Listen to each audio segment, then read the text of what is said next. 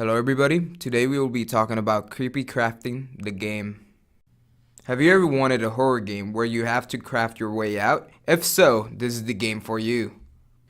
We have decided to take the player through an extreme horror experience from a third-person perspective.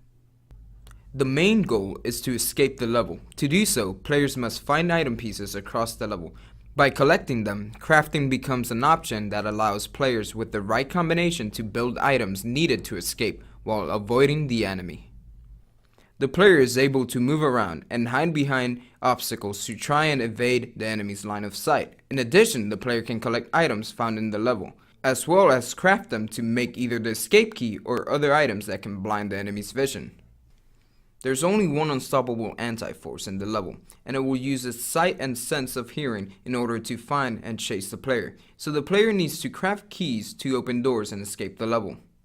If caught, the player loses a life and stamina, so when he is respawned at the beginning of the level, he will be slower but his vision and hearing skills will be stronger.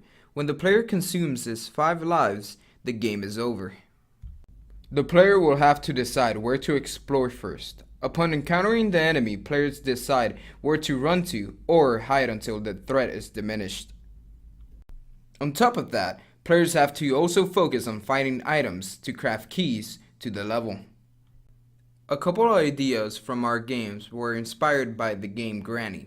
We are using a 5 life and only 1 enemy mechanic. The fact that the enemy can't be killed was inherited from Outlast. We are developing a horror-themed game, therefore the player base is more limited.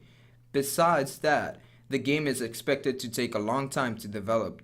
If the time constraint turns out to be too much of a hurdle, one of the routes we might take involves cutting out the different difficulties.